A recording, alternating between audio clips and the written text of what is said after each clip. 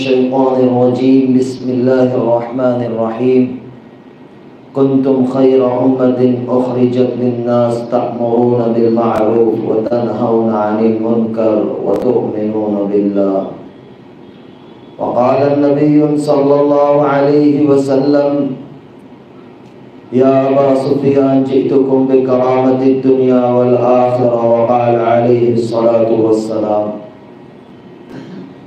میرے محترم بزرگوں اور عزیز ساتھیوں اور علماء کرام، میں تو اپنی ذات کو ایک طالب علم کی ذات سمجھتا ہوں اور زندگی کی کچھ کارگزاری سنانے حاضر ہوا ہوں۔ خاص طور سے میرے رفیق سفر اور میرے مصیر حضرت مولانا عبدالرزاق صاحب اور علماء احمد آباد شہر کے ان کے حکم پر آ کر بیٹھ گیا۔ اللہ تعالیٰ ان حضرات کو جزائے خیر دے، اس لائق سمجھاؤ جیسے مولانا فرما رہے تھے کہ اس مسجد کو اللہ تعالیٰ نے ایک مناسبت دی ہے کہ اکابر امت کا یہاں آنا جانا رہا، تو میں تو اللہ کا شکر بھی ادا کر رہا ہوں اور دل ہی دل میں استغفار کر رہا تھا کہ اللہ نے مجھ جیسے گنہگار کو اس جگہ پر بٹھایا اور کچھ بات کرنے کی توفیق عطا فرمائی۔ اللہ تعالیٰ مجھے بھی عمل کی توفیق دے اور آپ سب کو بھی اس پر عمل کرنے کی توفیق نصیب فرمائے۔ میرے محترم بھائیوں، دوستوں، بزرگوں، اللہ اس کے رسول نے ہمیں ایک سبق پڑھایا تھا جس پر اس امت کی بنیاد کو اٹھایا تھا۔ سبق کیا تھا؟ سبق تھا لا الہ الا اللہ محمد رسول اللہ، کہ اللہ کے سوا کوئی معبود نہیں ہے اور محمد الرسول اللہ صلی اللہ علیہ وسلم میرے اور آپ کے اور دنیا میں قیامت تک کے آنے والے انسانوں کے رسول ہے، اور انہی کے نقش قدم پر چلیں گے تو زندگی کی کامیابی ہے۔ چاہے عرب ہو، چاہے عجم ہو، چاہے بڑا ہو، چاہے چھوٹا ہو، چاہے جس ملک میں رہتا ہو، ان کی زندگی کو اپنی زندگی کا حصہ بنائیں گے تو ہم دنیا آخرت میں کامیاب ہوں گے، اور یہ طے شدہ بات ہے۔ میں آج جو بات کر رہا ہوں کوئی بیان یا کوئی تقریر نہیں، ایک زندگی کی بہت اہم کارگزاری سنانے جا رہا ہوں کہ اللہ تعالیٰ جس کو چاہے جب چاہے ہدایت دے سکتے ہیں، لیکن اس کے لیے شرط ہے کہ آدمی کوشش کرے، اور نبیوں کی دعوت بھی یہی رہی ہے۔ حضرت آدم علیہ السلام سے لے کر حضور پاک صلی اللہ علیہ وسلم دنیا میں آئے، سبھی کی دعوت ایک ہی تھی کہ لوگوں اللہ کی مان لو اور اللہ کی مان کر زندگی گزار لو تو کامیاب ہو جاؤ گے۔ 1.25 لاکھ کم و بیش انبیاء علیہ السلام کی دعوت اٹھا کر دیکھیں گے تو اللہ ہی کی پہچان اور اللہ ہی کی طرف بلایا، اور اس امت کے ساتھ خاص مناسبت لگا دی کہ محمد رسول اللہ صلی اللہ علیہ وسلم کے بعد اب کوئی نبی آنا نہیں، تو اللہ کے نبی صلی اللہ علیہ وسلم اور انبیاء علیہ السلام کا جو کام تھا اس امت کے سپرد کیا گیا۔ اس امت کو اللہ تعالیٰ نے قرآن کریم میں کتنی زبردست القاب کے ساتھ اور کتنی تعریف کے ساتھ پکارا۔ اخرجت للناس، علماء کرام بیٹھے، آپ ان سے تفصیل معلوم کر سکتے ہیں کہ قرآن کے اندر اس جگہ پہ بہت سارے الفاظ آ سکتے تھے، لیکن اس امت کو ایک مناسبت دی اور تعریف کے ساتھ پکارا، اخرجت للناس۔ اور کیا کہا؟ جو نبیوں کی دعوت ہوتی تھی، نبوت کا جو درجہ ہوتا تھا، اس امت کے سپرد کیا گیا کہ اب کوئی نبی آنا نہیں، تو اب یہ نبوت والا کام ہے، یہ محمد رسول اللہ صلی اللہ علیہ وسلم کی آخری امت کرے گی کہ لوگوں کے پاس جائے گی اور اللہ کی پہچان کرائے گی اور اللہ کی عالی بول کو بولے گی اور اللہ کی معرفت کو بولے گی اور اللہ کے نبی صلی اللہ علیہ وسلم کو بولے گی اور اللہ کی وحدانیت کو بولے گی، اور ٹوٹے ہوئے اور جھوٹ اللہ سے دور ہے ان بندوں کو اللہ کے ساتھ جوڑے گی۔ اس امت کی مناسبت ہے۔ یہودیوں کو ان کی مناسبت کے ساتھ، یہود کے ساتھ اللہ نے قرآن مجید میں پکارا، عیسائیوں کو عیسائیوں سے پکارا، لیکن میری اور آپ کی جب باری آئی 190 دفعہ اللہ رب العزت نے قرآن کریم میں یا ایھا الذین آمنو یا ایھا الذین آمنو یا ایھا الذین آمنو، اے ایمان والو، اے ایمان والو، اے ایمان والو۔ اللہ کے خزانے میں ہدایت سب سے بڑی دولت ہے، اور اللہ کے خزانے میں ایمان سب سے بڑی نعمت ہے جو مجھے اور آپ کو اللہ رب العزت نے نصیب فرمایا۔ یہ بہت قیمتی اور بہت اہم دولت ہے۔ اب اس کو بچا کر اور اس کو باقی رکھ کر اور اس کو زندگی میں اتار کر آخری گھڑی تک زندگی میں رکھ کر دنیا میں زندگی گزارنا ہے اور اللہ کے سامنے پیش ہونا ہے، اور یہ کوئی مشکل چیز نہیں ہے۔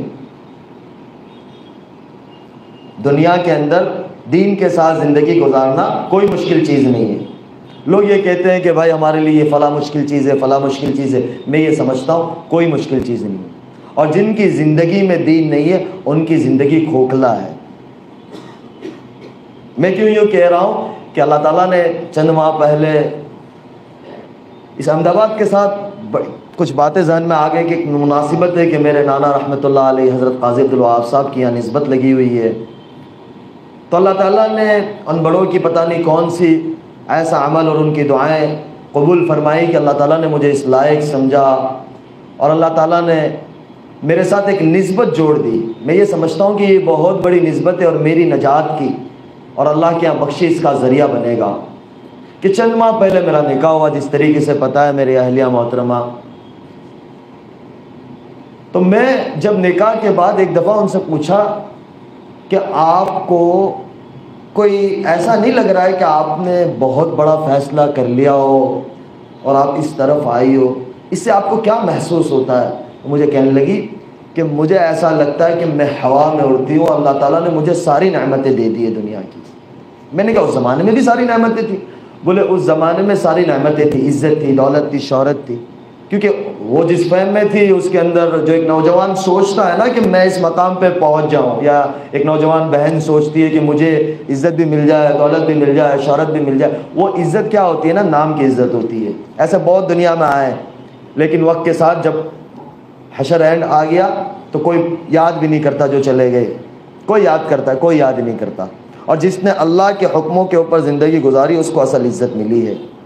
جیسے بہت سے ساتھی ماشاءاللہ اللہ کی خاطر انہوں نے قربانیاں دی، تو اللہ تعالیٰ نے ان سے دنیا ہی میں عزت والا کام لیا اور ان کی موتوں کو بھی ایسا عزت کا اور ہدایت کا ذریعہ بنایا، اور آج تک لوگ انہیں یاد کرتے ہیں۔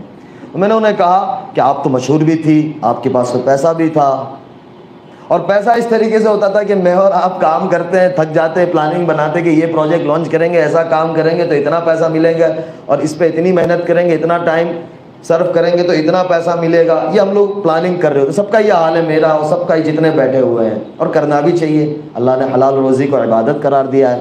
لیکن وہاں یہ ہوتا تھا کہ بھائی بس ایک ایونٹ کرنا ہے، ریبن کاٹنی ہے تو 5 لاکھ 7 لاکھ مل جاتا ہے، یہ ہمارا پیکیج ہے، بزنس کلاس ٹکٹ ملتی ہے، من چاہے جتنے دن جس کنٹری میں جاؤ جتنے دن رہنا ہے مل جاتا ہے، اور ویزا بھی ساری چیزیں آسانی سے لگ جاتی ہے، سب کچھ ہو جاتا ہے۔ میں نے کہا ہمارے مولوی صاحب لوگ دعا کرا کرا کے تھک گئے، 200 روپے بھی کوئی نہیں دیتا۔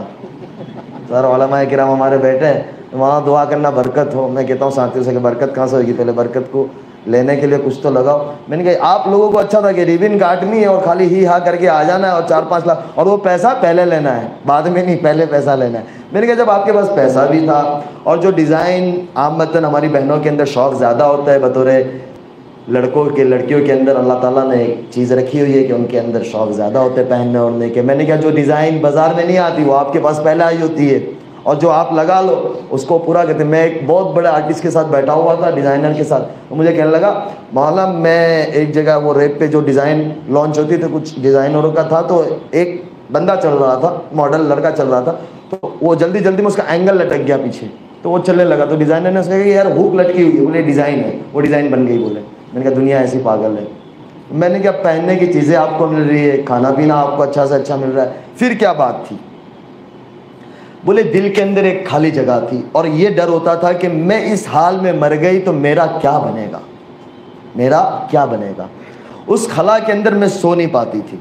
اور ایک چیز تھی کہ نماز بہت بڑی دولت ہے، جو ہمارے علماء کہتے ہیں، اللہ کے راستے میں نکل کر ہم سنتے ہیں کہ نماز سے سارے مسئلے حل ہوتے ہیں۔ میں یہ سمجھتا ہوں کہ ان کا اس طرف آنا اور اللہ کے ساتھ تعلق کا جڑنا، یہ ایک بہت بنیادی چیز نماز تھی۔ وہ کہتی تھی کہ میں نماز کبھی نہیں چھوڑتی تھی، سن 2012 سے میں نے کبھی نماز نہیں چھوڑی، چاہے سیٹ پہ ہوں، چاہے شوٹنگ پہ ہوں، چاہے فلائٹ پہ ہوں، نماز کے وقت میں نماز ضرور ادا کرتی تھی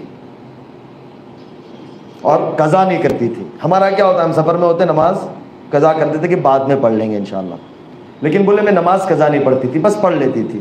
تو میں یہ سوچتی تھی جب رات سوتی تھی کہ میرا یہ سب کرنا، میں لوگوں کو دیتی بھی ہوں، عامتاً جو اس دنیا میں ہوتے ہیں نا خرچ بہت کرتے ہیں، تو کہتے ہیں میں دیتی بھی بہت زیادہ تھی اور رمضان کے روزے بھی رکھتی تھی، نفل روزے بھی رکھتی تھی، نماز کا اہتمام بھی، لیکن یہ سوچتی تھی کہ میرے سے فائدہ کیا؟ میں یہ سمجھتی ہوں لیکن لوگوں کو، انسانوں کو دنیا میں میرے سے فائدہ کیا؟ کوئی 1 روپے کا فائدہ نہیں ہے، چاہے ہمارا مذہب ہو، چاہے ہمارے برادران وطن، ہمارے بھائی ہو، کسی کو فائدہ نہیں۔ تو میں نے کہا فائدہ کیسا پہنچانا چاہتی تھی؟ بولے وہ ہماری ایک عیاشی میں تھے، بس ہمیں یہ ہوتا تھا کہ ہمارا مقصد پورا ہو جاوے چاہے کچھ بھی ہو، لیکن اس طرف آنے کے بعد میرا دل نرم ہوا کہ دنیا میں بسنے والا ہر انسان اللہ کا بندہ ہے، اس کو میری ذات سے فائدہ ہو جاوے۔ میری سوچ یہ ہو گئی کہ میں کسی کو کیسے بھی کام آ جاؤں، کسی بھی طرح سے کام آ جاؤں، کہ کوئی بھائی اور بہن پریشان ہے اس کے میں کام لگ جاؤں۔ اس وقت پہ آتی تھی یہ سوچ، لیکن کیا کر دیتے تھے، لیکن اس وقت یہ ہے کہ بھائی میں گراؤنڈ پر ہو کے ان کا کام کروں، یہ ایک میری فکر آ گئی بولے۔ اور میں رات کو سو نہیں پاتی تھی۔ میں نے کہا کوئی ایسا واقعہ؟ بولے واقعہ یہ ہوا، رمضان تھا 2019 کا، میں سوئی ہوئی تھی، بولے شہر سے پہلے میں نے قبر کو خواب میں دیکھا اور بہت بری حالت میں دیکھا، تو میں ایک دم چونک کر اٹھ گیا، مجھے بہت زیادہ بخار ہو گیا۔ اس کے دوسری رات میں نے قبر کو دیکھا، بہت اچھے طریقے سے دیکھا، پھر آواز سنی کہ اگر زندگی ایسے گزارو گے تو یہ ملے گی ورنہ وہ ملے گی۔ اب میں پریشان تھی کہ میں اتنی آگے چلی گئی تھی کہ پیچھے ہٹنا بہت مشکل تھا، کوئی صورتحال نظر نہیں آ رہی تھی، کیونکہ ایک زندگی ایسی ہوتی ہے کہ اس کی چاندنی اور ساری چیزیں تو وہ چھوڑنا جب آدمی سوچتا بھی ہے نا۔ ہمیں بہت لوگ ملتے ہیں بمبئی کے اندر کہ مولانا دل خالی، ایک پچھلے دنوں ایک بہت بڑا سنگر ہمارے بھائی، ان کے بھائی فوت ہو گئے 1 سال پہلے، وہ مجھے باتوں باتوں میں کہنے لگے مولانا حج کرنا، اور پھر انہوں نے باقاعدہ رو دیا، بولے مولانا بس دعا کرو کہ اللہ اتنی زندگی دے دے اور اللہ کا گھر کھول دے کہ حج ہو جاوے۔ یہ دنیا کیا ہے، بولے میرے اتنی کٹ گئی، اب مجھے کیا ملے گا؟ یعنی طلب ہوتی ہے نا، طلب، ہم یعنی کسی کے لیے یہ نہ کہے کہ یار یہ ایسا ہے، ارے بھائی ہم کون ہوتے ہیں کسی کو یہ کہنے والے کہ یہ ایسا ہے؟ ہم جا کر دیکھیں تو صحیح کہ اللہ نے بطور ایمان والا ہر ایک کو بہت بڑی نعمت دی ہے کہ اس نے ایک دفعہ بھی لا الہ الا اللہ محمد رسول اللہ پڑھا ہے، وہ اللہ کی نظر میں بہت قیمتی ہے۔ میں اور آپ اس کی قیمت نہیں لگا سکتے، اور میں اور آپ اس کے بارے میں رائے قائم نہیں کر سکتے۔ وہ مجھے کہنے لگا مولانا بس میرے لیے دعا کرو۔ میں نے کہا آپ کے جذبات سے مجھے لگتا ہے کہ انشاءاللہ ہمارا اتنا پیارا ملک ہے، ان سب کے لیے اگلے سال انشاءاللہ حج کھل جائے گا تمہاری تمنا سے۔ اس کو میں نے یہ کہا، وہ اتنا خوش ہوا کہ بولے بس مولانا یار زندگی پتہ نہیں ہے کب اللہ کا امر آ جاوے اور ہم دنیا سے چلے جاوے۔ تو میں نے میری اہلیہ کو کہا، میں نے کیا اس کے بعد، بولے اس کے بعد 19 پورا نکلا، میں جارڈن شوٹنگ میں گئی، تو بولے وہاں میں جس ہوٹل میں تھی تو وہ ریپ کر کے کچھ طریقے سے باڈی کو ریلیکس کرتے ہیں، تو بولے میں ایسا لگ رہا تھا کہ مجھے کفن پہنایا گیا، اور باقاعدہ مجھے نیند نہیں آتی تھی۔ میں پورا 1 ڈیڑھ مہینہ بولے وہاں ایک شوٹنگ کے لیے رہی، مجھے نیند نہیں آئی، میں بہت زیادہ بے چین رہی۔ اب اس کے پس منظر میں لے جاؤ، ہمارے جو بڑے ہوتے ہیں نا، کابر امت و کابر امت ہوتے ہیں، اللہ تعالیٰ ہمیں اپنے بڑوں کی قدردانی کی توفیق دے۔ سن 2018 کی حج کے اوپر میں نے حضرت مولانا طارق صاحب سے کہا، میں نے کہا مولانا فلاں بہن ہے، پہلے میں بہن کہتا تھا، بس ایک بات بڑی یہاں ہنسنے والی ہے، میں اس کو بہن کہوں۔ میں نے کہا مولانا، میں ان سے پہلی دفعہ 2017 حج عمرے پہ ملا رمضان میں، ان کی والدہ اور ان کے گھر والوں کو لے کر وہ آئے تھے، تو میں نے کہا بہن آپ کو کچھ کام ہو تو مجھے ضرور بتانا، معاف کرنا یہ بات، لیکن جو حقیقت ہے وہ حقیقت ہے، ہمارے تصور میں بھی اللہ کیا فیصلے کر چکا ہوتا ہے آگے ہمیں نہیں پتہ ہوتے ہیں۔ پھر میں نے حضرت مولانا سے کہا، میں نے کہا مولانا آپ ان سے بات کریں۔ مولانا نے بات کی کہ بیٹی میں ملنا چاہتا ہوں، تو کہا کہ میں دبئی آ رہی ہوں، تو مولانا کہ میں ضرور آؤں گا بیٹی آپ کو ملنے۔ تو میں حج سے واپس دبئی آیا، اور وہ بھی اپنی والدہ کے ساتھ دبئی آ گئی۔ مولانا انہیں ملے 6 سے 8 گھنٹے، وہ اپنی والدہ کے ساتھ تھی، مولانا اپنے گھر والوں کے ساتھ تھے، ملے۔ پھر وہ بھی آ گئے، میں بھی انڈیا آ گیا۔ مولانا کا اگر سفر تھا کینیڈا کا، مولانا وہاں چلے گئے۔ مولانا مجھے کہتے ہیں کہ بیٹا اگر آپ کی ثنا سے کوئی سگائی ہو جائے تو بہت اچھا کام آ جائے۔ میں اللہ کی شان 3 دن جماعت میں تھا، تو میرے ساتھی میرے ایک دوست کو میں نے کہا مولانا کا دماغ سٹکا گیا ہے۔ میں نے مولانا کے بیٹے کو میسج کیا، میں نے کہا یار والد صاحب کا دماغ، وہ کینیڈا میں تھے تو ہمارا وقت کا فرق تھا، تو بولے کیا ہوا؟ میں نے کہا مولانا کسی کے ساتھ کسی کا بھی نکاح جوڑ دیتے، اگر میں نے کہا میں نے ان کو یہ بات کہہ دی نا تو یہ مجھے جوتا اٹھا کے ماریں گے کہ یہی کام رہ گیا ہے۔ پھر میں نے اللہ کے آگے مانگا، میں نے کہا یار بات تو بڑی ہے لیکن پتہ نہیں کیا ہے یہ 2018 کی میں آپ کو بات کر رہا ہوں۔ 19 پورا چلا گیا. 19 رمضان میں حضرت مولانا عبدالرزاق صاحب اور ہم ساتھ میں اکٹھے عمرے کے سفر پہ ساتھ تھے. تو مولانا کو میں نے کچھ چیزیں بتائی تو مولانا مسکرائے. مولانا نے ظاہر سی بات ہے کوئی بھی مسکرائے گا آدمی. میں ایک طرح سے مولوی, اپنی زندگی مولویوں کی سیدھی سادھی زندگی ہوتی ہے. تو مولانا بھی مسکرائے. میں نے مولانا کے بیٹے سے کہا, میں نے کہا مولانا کسی کا بھی رشتہ کسی کے ساتھ بھی جوڑ دیتے, پیچھے مڑ کے پوچھتے نہیں اس کا کیا حال ہے؟ تو بولے ابھی تک آپ نے لڈو منہ میں رکھا ہے. میں نے کہا یار اب لڈو ایسا پکڑا ہے کہ منہ میں تو رکھنا ہی پڑے گا. تو پھر مولانا کی طبیعت بہت خراب تھی مدینہ منورہ میں. پھر ہم لوگ انڈیا آ گئے اور اس کے بعد وہ جارڈن میں تھی, ان کی شوٹنگ چل رہی تھی. 20 میں وہ واپس آئی. پھر میں اللہ کی شان عمرے پہ مدینہ منورہ میں تھا فروری کے مہینے میں, لاک ڈاؤن سے قبل. تو ان کا میسج آیا کہ میں آپ سے بات کرنا چاہ رہی ہوں. 3-4 دفعہ میسج آئے. میں حرم میں تھا تو میں دیکھ نہیں پایا. پھر میں نے رات میں بولے میں آپ سے کچھ بات کرنا, کچھ مسائل تھے. وہ مجھے کہے کہ یہ مسائل ہے, مجھے سمجھ نہیں آ رہا ہے میرا کیا ہوگا. میں نے کہا یار آپ کے پاس دولت ہے, شہرت, ابھی آپ کے پاس ماشاء اللہ کام ہے, جب لاک ڈاؤن لگا نہیں تھا. میں نے کہا اچھی زندگی, ایسا کیوں بولتے ہو؟ میں نے کہا اللہ آپ کے لیے بہت آسانی کرے گا, بس آپ اللہ سے مانگو. اس بندی نے اس رات سے تہجد شروع کی. تب پہلے کبھی کبھی پڑھتی تھی لیکن آج تک ماشاءاللہ اس کی تہجد فوت نہیں ہوئی, سفر ہو حضر ہو. یعنی اللہ کہتے ہیں نا کہ تہجد نیکوں کا عمل ہے, اور نبیوں کا یہ بہت اہم سنت رہی ہے کہ اللہ تعالیٰ نے اپنے محبوب صلی اللہ علیہ وسلم سے کہا کہ میرے نبی جی رات میں آپ کی اور میری ملاقات اور میری بات بھی بہت ضروری ہے کہ آپ رات میں میرے پاس آیا کریں. قرآن کہتا ہے اس بات. تو یہ نبیوں کا شیبہ ہے, اور رات کے اندر اٹھ کر اللہ سے مانگنا یہ بہت بڑی چیز. اللہ مجھے اور آپ کو اس کا لطف نصیب فرمائے. تو میں نے ان کو کہا, میں نے کہا آپ اللہ سے مانگو. تو فروری کا زمانہ تھا, لاک ڈاؤن لگ گیا. انہوں نے اللہ سے مانگنا شروع کیا. کچھ مسائل تھے. میں نے کہا اللہ تعالیٰ تمہیں اس مسائل سے, اور کوئی دوسرے مسائل نہیں تھے, بس وہ زندگی کے اندر سکون نہیں تھا, چین نہیں تھا. میں نے کہا اللہ تمہیں نکالے گا. جیسے جیسے رمضان قریب آتا گیا, شعبان آتا گیا, انہوں نے کہا کہ میں نے اپنے گھر میں بند کر دیا ہے جو ٹیلی ویژن تھا. میں نے کہا یار شروع رکھو, کیوں بند کیا؟ میں نے کہا چلاؤ یار کیا مسئلہ ہے؟ بولے بس دل نہیں ہوتا. رمضان آ گیا. رمضان میں ماشاءاللہ معمول کے مطابق ہر سال 2 قرآن ختم ہوتے تھے پہلے ان کے. اس سال انہوں نے 3 قرآن ختم کیا. میں نے کہا بڑا اللہ مبارک کرے. رمضان کے بعد انہوں نے مولانا کو کہا کہ مجھے نکاح کرنا ہے انس سے. مولانا کا پھر مجھے آیا. میں نے کہا مولانا 2018 سے یہ 2020 ہو گیا ماشاءاللہ سے. میرے والدین بھی میں نے کہا انتظار کر رہے ہیں. ظاہر سی بات ہے میں ایک ہی بیٹا اپنے والدین کا. تو میں نے کہا مولانا, بولے نہیں اب ہوگا. تو پھر مجھے کچھ سمجھ نہیں آ رہا تھا. تو میں نے ٹھیک ہے, میں نے کیا جون جولائی کا مہینہ تھا اور اسی کے اندر 2-3 ماہ اور گزر گئے. میں نے ان کو کہا یار پھر جیسے اللہ کی طرف سے امتحان بھی آتا ہے, جیسا بندہ ہوتا ہے نا ایسا امتحان ہوتا ہے, لیکن بندہ جمع رہتا ہے نا تو اللہ کی مدد آتی ہے. بندے کی دل کی نیت صاف ہوتی ہے اور مضبوط ہوتی ہے نا, تو اللہ تعالیٰ کی مدد ایسے آتی ہے. اتنا کام آنا شروع ہوا. جیسے لاک ڈاؤن کھلنے گیا تو وہ جو پتہ نہیں نوجوان سارے بیٹھے ہیں, مجھے نام یاد رہے گا, خطروں کے کھلاڑی ایک شو آتا ہے, پتہ نہیں آپ نوجوان بیٹھے ہوں گے, میں نے دیکھا کبھی نہیں ہے لیکن وہ بتاتے تھے. تو اس کی آفر آئی. بولے پہلے جا چکی تھی اور بہت زیادہ. میں نے کہا چلے جاؤ کر لو آپ. میں نے کہا کر لو, ہمارا کیا ہے, 10 دن کی بات ہے آپ کی. بولے نہیں بس نہیں کرنا. اس کے بعد جو انہوں نے ویب سیریز یعنی ایک شوٹنگ کی تھی اس کا دوسرا پارٹ آ رہا تھا, اس کے لیے وہ بہت زیادہ مشہور ہوئی تھی. تو کام بولے اتنا آیا کہ 17-18 سال کی زندگی میں کبھی اتنا نہیں آیا, اتنا کام آنا شروع ہو گیا. میں نے کہا یار کر لو. پھر انہوں نے کہا کہ میرے سر سے اپنے دوپٹہ کبھی نہیں اتاروں گی. میں نے کہا دیکھو یہ بہت بڑا فیصلہ ہے, یہ آسان نہیں ہے. میں نے کہا آپ اپنی زندگی انجوائے کرو. ہمارا دین کسی کو کسی طریقے سے باندھنا نہیں چاہتا. اللہ تعالیٰ نے ہمارے دین میں بڑی آسانی, بڑی سہولتیں اور بہت زبردست دیا ہوا ہے دین. یہ دین اللہ تعالیٰ مجھے اور آپ کو سمجھا دے, اس کا اصل دین ہمیں اور آپ کو سمجھا دے. تو میں نے ان کو بولے بس میں نے طے کر لیا. مجھے کہا کہ مجھے اناؤنس کرنا ہے, مجھے چھوڑ دینا ہے. میں نے کہا یار آپ سوچ لو. میں ٹالتا رہا. اکتوبر آ گیا. بولا آپ نے اب نہیں کہا نا تو میں اپنے اعتبار سے اناؤنس کر دوں گی. میں نے کہا یار خاموخواہ کیوں یہ کر رہی ہو بس. بولے بس میں نے 17 سالی زندگی کے اندر لوگوں کو اس سے نقصان پہنچایا ہے, تو میرا نیت ہے کہ میں اللہ کے بندوں کی اور انسانوں کی خدمت کروں. دنیا میں بسنے والے ہر انسان چاہے جو بھی مذہب کا ہو, میں اس کے لیے کام آؤں, میں اس کے لیے خدمت کروں. لوگ پریشان حال ہیں تو میں اس کے لیے خدمت کروں, اور اللہ مجھ سے کام لے گا. مجھے کہے کہ میں ان کے کام آؤں. میں اور بڑا یعنی ارادے نہیں کہ اللہ تعالیٰ ان کو اس کے اوپر اتارے کہ میں کوئی ہاسپٹل بناؤں, میں اس طریقے سے کچھ کام کروں. میں نے کہا یار یہ بہت بڑا فیصلہ ہے. 9 اکتوبر تھا. میں نے کہا دیکھو آپ سوچ لو.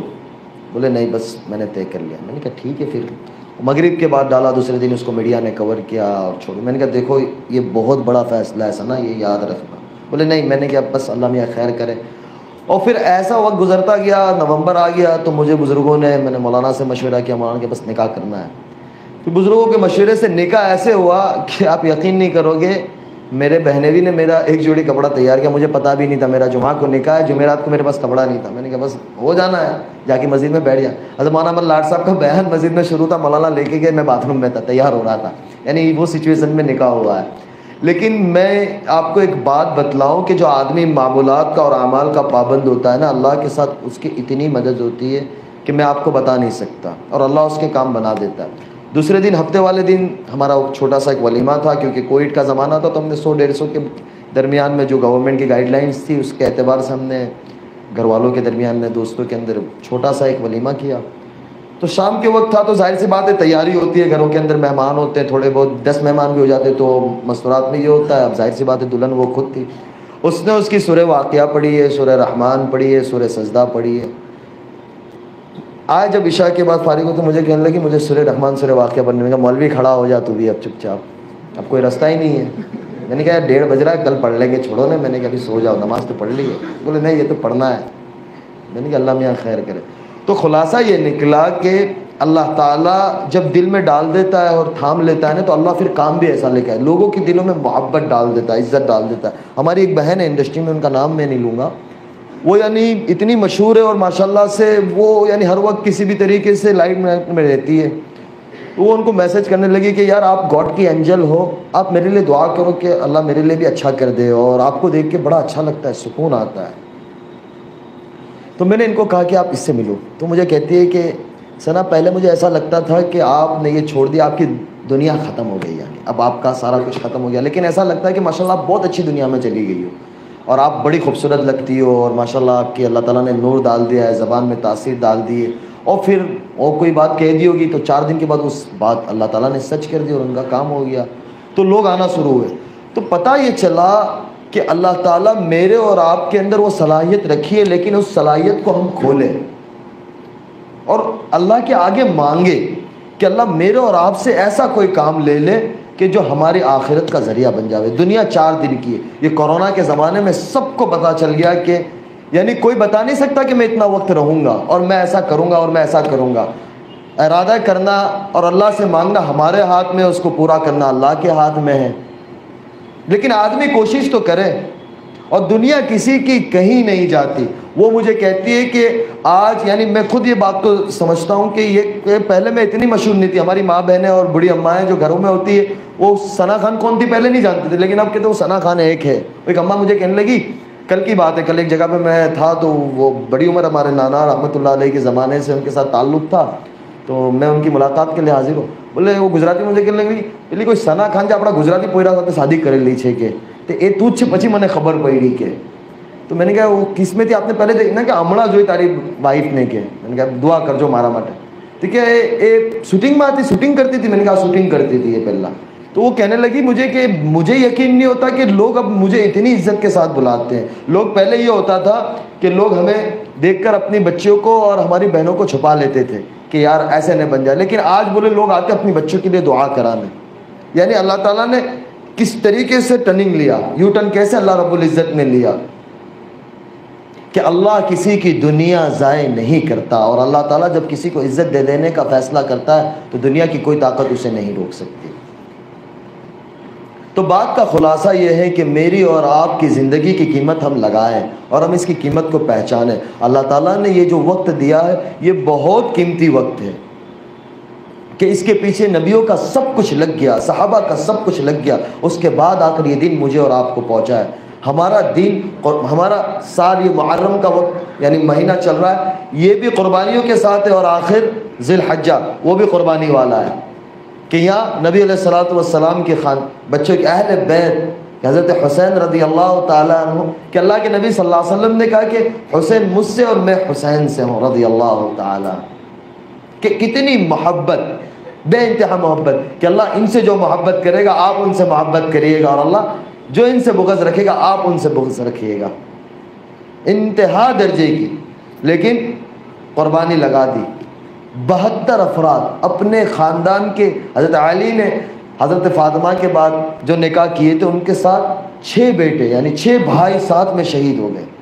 یہ کوئی چھوٹی معمولی قربانی ہے کہ 18 19 افراد اپنے گھر کے اہل بیت نبی علیہ الصلوۃ والسلام کے خاندان کے۔ میرا اور آپ میرا بول لینا، آپ کا سن لینا بہت آسان ہے۔ اور آخری مہینہ حضرت ابراہیم علیہ الصلوۃ والسلام نے کیسے قربانی، کیا آدمی تصور نہیں کر سکتا؟ یعنی قربانی کے دنوں کے اندر بکرا ذبح ہو رہا ہوتا ہے تو کمزور دل والے میرے والد صاحب نہیں دیکھ سکتے، کوئی ہوتے یعنی وہ نہیں دیکھ سکتے ہم، یعنی کسی کو پتھر لگ جاتا ہے، کوئی بائک سے گر جاتا ہے تو کوئی بھی ہمارا یعنی جذبہ وہ ہوتا ہے کہ ہم اس کو چھوڑ کے آگے نہیں جا سکتے کہ یار اس کو پہلے ہاسپٹل ہم پہنچائے، اس کی تیمارداری کرے، اس کی علاج کروا لے۔ کوئی بھی انسان ہوگا دنیا میں، یعنی ایک انسانی فطرت ہے، لیکن اللہ کی طرف سے حکم آ گیا کہ ابراہیم اسماعیل کی محبت آپ کے دل میں جگہ پکڑ لی ہے۔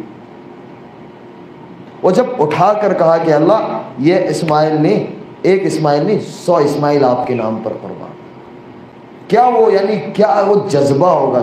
94 سال کی عمر ہے، یعنی آج کا بڈھا مرغی نہیں پکڑ سکتا، وہ بیٹے کے بال پکڑ رہا ہے اور ذبح کر رہا ہے، کیا قربانی ہوگی؟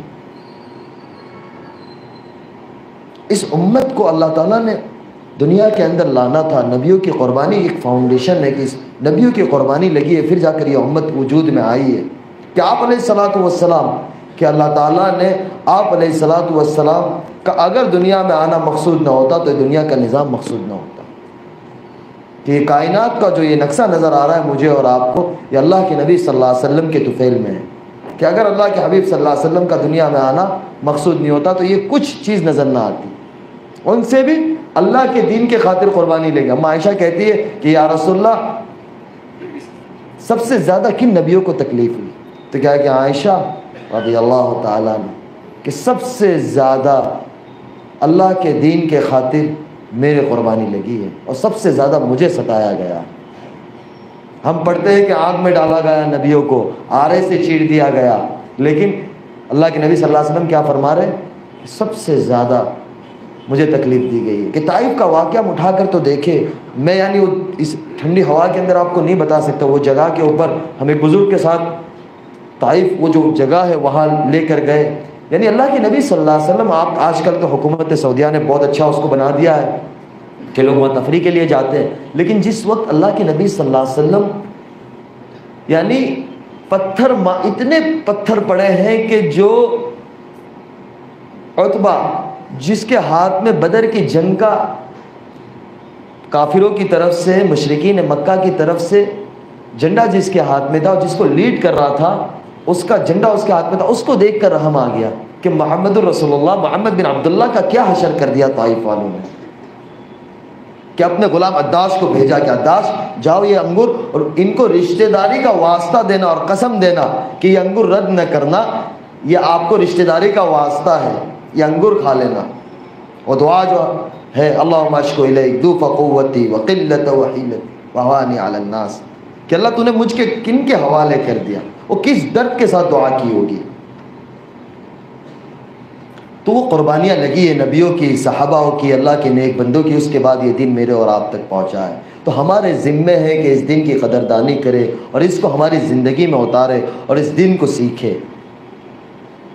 اللہ تعالیٰ نے ہمارے زمانے کے اندر اس دعوت کی محنت کو بہت عام طریقے سے زندہ کیا ہوا ہے اور بہت آسان طریقے سے زندہ کیا ہوا ہے، کہ بہت آسان ہے، نہ مدرسے میں جانے کی ضرورت ہے، نہ کسی بزرگ کی خانقاہ میں اتنا وقت، یعنی آدمی کو یہ ہوتا ہے کہ پورا وقت فارغ کر کے اللہ تعالیٰ نے بہت آسان سی محنت دے دی کہ اس کے اندر اپنے اوقات کو فارغ کر کر لگاوے، اس کا بڑا فائدہ ہوگا۔ لوگ کہتے ہیں ہمیں آگے کہ یار یہ جو اللہ کے راستے، مجھے ایک بہت بڑا آدمی انڈسٹری کا کہنے لگا، بولے مولانا ایک چیز سمجھ میں نہیں آتی کہ یہ اللہ کے راستے میں جا رہے ہوتے ہیں اور ماشاءاللہ ان کے بچے بھی 4-5 ہوتے ہیں اور یہ 4-4 مہینے چلے جاتے ہیں، 40-40 دن چلے جاتے ہیں، ان کا گھر کیسے چلتا ہے؟ بولے ہمارے پاس لاکھوں کروڑوں روپے کی پراپرٹیز ہے اور ہماری انکم بولے مہینے میں 2 کام ہو جاؤ تو پورے سال کا خرچہ نکل جاؤ، لیکن 2 کام نہیں ہو، ہمارا ٹارگیٹ نہیں پورا ہو تو ہمیں ایسا لگتا ہے کہ ہم فقیر ہو گئے۔ یہ کیسے نکل جاتے ہیں؟ اور یہ کام کاج اکثر ساتھی کام کاج بند کر کے جاتے ہیں۔ اپنا تبلیغ کا کام کیا ہے کہ اپنا مال، اپنا جان اور اپنا وقت۔ تو بولے یہ لگاتے کیسے؟ میں نے کہا آپ کو کیا لگتا ہے؟ تو کہنے لگا پہلے تو یہ لگتا ہے، تو میں نے کہا کتنوں کو کون دے گا؟ کتنوں کو کون دے گا؟ دنیا کا کوئی چپا ایسا نہیں ہے کہ جہاں اللہ تعالیٰ نے اس دعوت کی محنت کو زندہ نہیں کیا ہو. ہر جگہ کے اوپر کالا ہو، گورا ہو، عرب ہو، عجم ہو، انگلش جاننے والا ہو، اردو جاننے والا ہو، جو زبان جاننے والا ہو، یعنی ہر جگہ پہ چلا. اور ایک خصوصیت یہ ہے کہ اللہ تعالیٰ نے اس مبارک محنت کو اس زمانے میں ہمارے ملک سے چلایا. یعنی اللہ تعالیٰ نے ہمیں کتنے پیارے ملک میں رکھا ہے کہ ہدایت کی ہوا کو اللہ تعالیٰ نے اس زمانے میں ہمارے ملک سے اٹھایا کہ مولانا الیاس صاحب کو اسی ملک کے اندر پیدا کیا اور اسی ملک سے اللہ تعالیٰ نے اٹھایا اور اللہ تعالیٰ نے اسی ملک سے اس محنت کو زندہ کیا. یہ کتنی بڑی بات ہے. تو میں نے ان کو کہا کہ یہ صرف انڈیا میں نہیں. بولا ہاں وہی کہہ رہا ہوں کہ میں دبئی تھا تو دبئی جا رہی تھی جب وہ بولے تھیلا پوٹلا اچک کے جا رہے ہوتے، بولے ہم کو ایسا لگتا ہے کہ یعنی ویسٹ کوٹ کا یا ٹی شرٹ کا یا شرٹ کا بولے استن بھی آئین بھی اوپر نیچے ہو جاتی ہے تو ایسا لگتا ہے کوئی دیکھ رہا ہے. بولے ان کو کوئی پرواہ نہیں ہے. بولے میں نے کہا ان کو کوئی پرواہ نہیں ہے. بولے کہیں بھی بستر لگا کے سو جاتے ہیں. میں نے کہا بس سو جاتے ہیں. اور پھر کہنے لگا مجھے کہ یار میں بڑا تعجب کرنے لگا کہ اس میں ایک سائنسدان تھا اور ایک کمپنی کا مالک تھا. تو میں نے کہا اس میں کون سی بڑی بات ہے بھائی، ہمارے یہاں تو ماشاء اللہ سب ہوتے ہیں، غریب بھی ہوتا ہے، امیر بھی ہوتا ہے، سب ایک ہی سب میں سوئے ہوتے ہیں اور سب ایک ہی طرح سے کھانا کھا رہے. بولے یار یہ بڑی بات ہے یار. ہمارے یہاں ہوتا ہے کہ جس طریقے سے کس کو ملنا ہوتا ہے تو اس کا وقت تعلق ہوتا ہے. میں نے کہا یہی تو اللہ تعالیٰ نے، اللہ کے نبی صلی اللہ علیہ وسلم نے اس چیز کو ختم کی تھی کہ دنیا میں بسنے والے ہر انسان ایک برابر ہے، کہ اللہ کے بندے ہیں اور اللہ کے پیارے حبیب صلی اللہ علیہ وسلم کے امتی ہیں. تو بولے یہ بڑی تعجب کی بات ہے لیکن ان کے گھر کا خرچہ. میں نے کہا یار یہی تو سوچنے کی بات ہے. میں نے کہا یار میں آپ کو جتنا بھی بتلاؤں گا نا اس کی فضیلت آپ کو سمجھ میں نہیں آئے گی، آپ ایک دفعہ میرے ساتھ چلو. تو میں نے کہا مزہ آئے گی آپ کو. بولے یار یہ مشکل چیز ہے.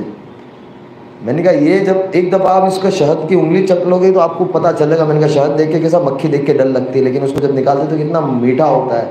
میں نے کہا ایک دفعہ آپ آؤ گے تو اس کا پتہ چلے گا.